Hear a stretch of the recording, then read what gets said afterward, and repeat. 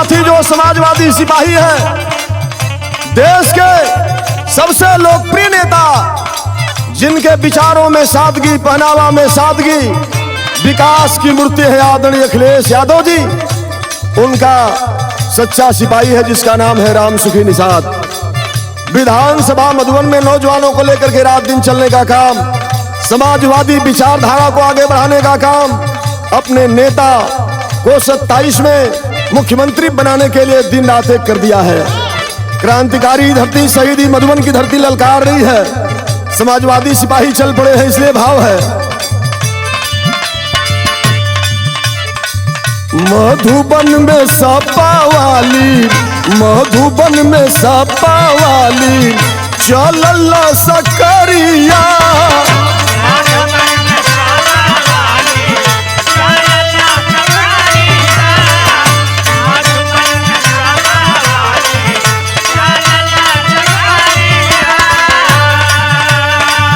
ए बेरी जीतल जाई कैसहू समरिया।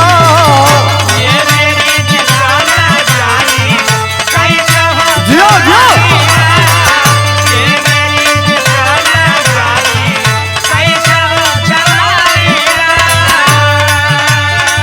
नेता सब का कदम नौजवानवा होई है। नेता सब का कदम नौजवानवा होई है। विधायक जब राम सुखी जवनवा होई है, पूरा तब सपनवा होई है जी।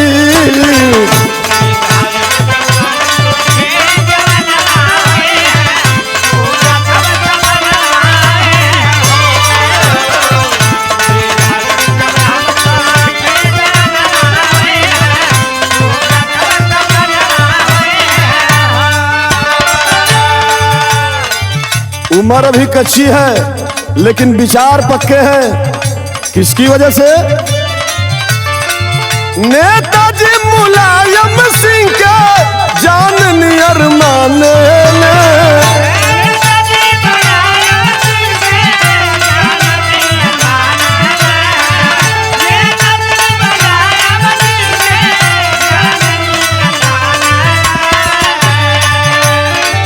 भैया अखिलेश के राम अपन जान ले। राम सुखी निषाद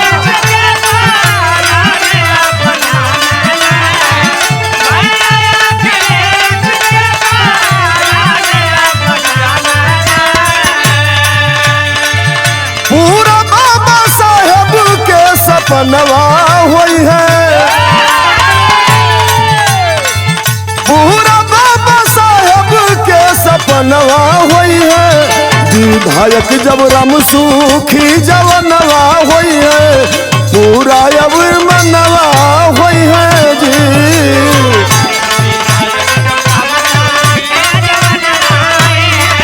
पूरा सब सपनवा होई है जी।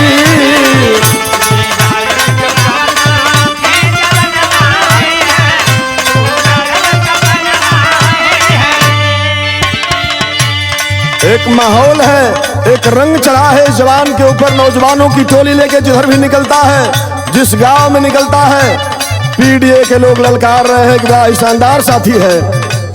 इसलिए कहना है, जनता गुण गावत बाटे आजुए से याद में।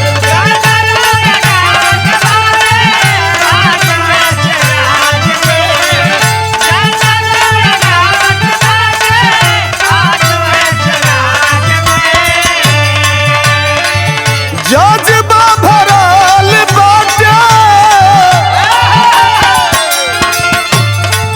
जज्बा भरल बाटे राम सुखी निषाद में।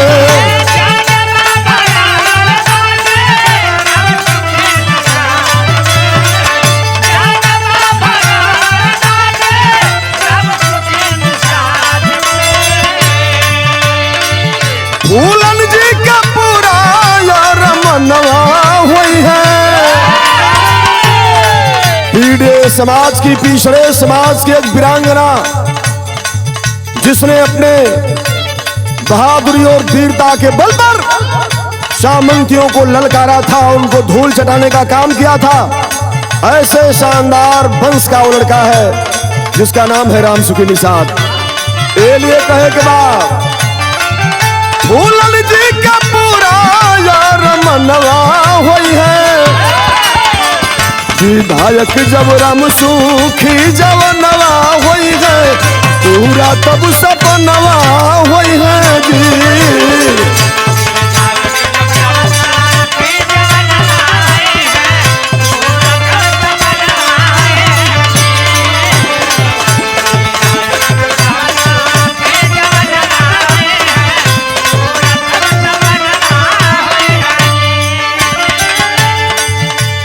आज पीडीए समाज ललकार रहा है, 27 में हमारी सरकार आ रही है।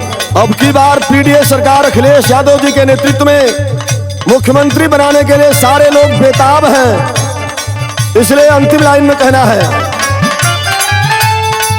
मधुबन में आई जाई असली आजादी,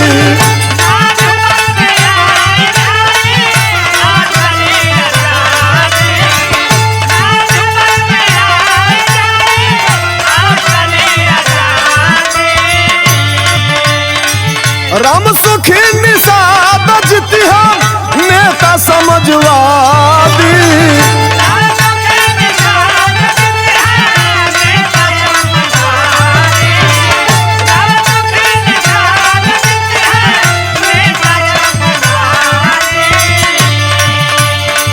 संतोष बिनवा का बिहनवा हुई है, संतोष नवा हुई है, विधायक जब राम सुखी जब नवा हुई है, पूरा तब सपनवा हुई है जी।